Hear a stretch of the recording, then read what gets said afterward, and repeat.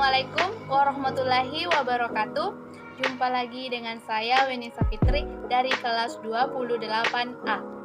Di sini saya akan menjelaskan mengenai hakikat penelitian pendidikan yang mencakup 5 aspek. Yang pertama adalah hakikat penelitian, yang kedua adalah tujuan penelitian, yang ketiga adalah fungsi penelitian, yang keempat adalah ruang lingkup penelitian pendidikan, dan yang terakhir adalah pendekatan penelitian pendidikan. Hakikat penelitian: ilmu pengetahuan terkait dengan masalah. Masalah adalah bagian dari ilmu pengetahuan. Jika tidak ada masalah, maka tidak akan ada muncul ilmu pengetahuan. Sesudah itu, menentukan dan memperjelas tujuan penelitian. Dilanjutkan dengan pengumpulan dan analisa data, kemudian menafsirkan data yang diperoleh. Penelitian ini berpuncak pada pelaporan hasil penelitian. Pembacaan atau audiens akan mengevaluasi dan selanjutnya menggunakannya.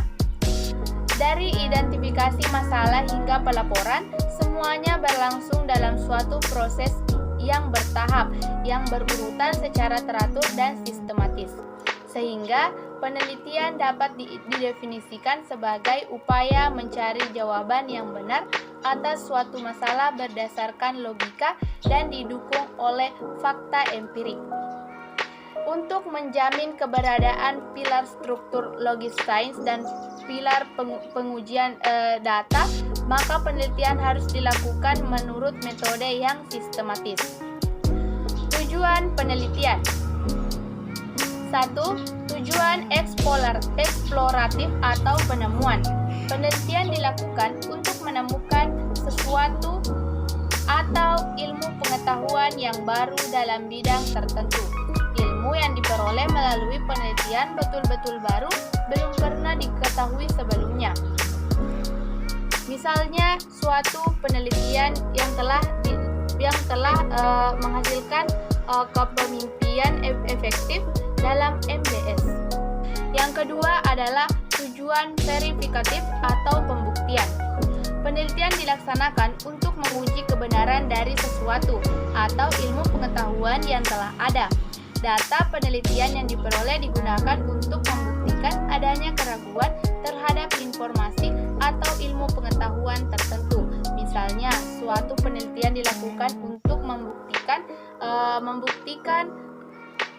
adanya pengaruh kecerdasan emosional terhadap gaya kepemimpinan. Yang ketiga adalah tujuan pengembangan. Penelitian dilaksanakan untuk mengembangkan sesuatu atau ilmu pengetahuan yang telah ada. Di penelitian dilakukan untuk mengembangkan atau memperdalam ilmu pengetahuan yang telah ada. Misalnya, penelitian tentang implementasi metode inquiry dalam pembelajaran IPS yang sebelumnya telah digunakan dalam pembelajaran IPA. Fungsi penelitian: berdasarkan fungsinya, penelitian dapat dibedakan dalam 3 jenis, yaitu penelitian dasar, penelitian terapan, dan penelitian evaluatif. Secara lebih luas, perbedaan antara ketiga jenis penelitian tersebut dapat dilihat dalam tabel berikut. Ruang lingkup penelitian pendidikan. Penelitian pendidikan pada dasarnya tidak berbeda dengan penelitian di bidang ilmu lainnya, terutama pada segi metodologisnya. Perbedaannya hanya pada bidang kajian, masalah, dan variabel yang diteliti, tujuan, serta manfaatnya. Ruang lingkup penelitian pendidikan boleh dikatakan sangat luas. Ruang lingkupnya mencakup sistem pendidikan, falsafah pendidikan, kebijakan pendidikan, teori-teori pendidikan, manajemen pendidikan, satuan pendidikan, jenis pendidikan, program pendidikan, proses pembelajaran, kontribusi pendidikan, ilmu-ilmu pendukung pendidikan, dan lain sebagainya.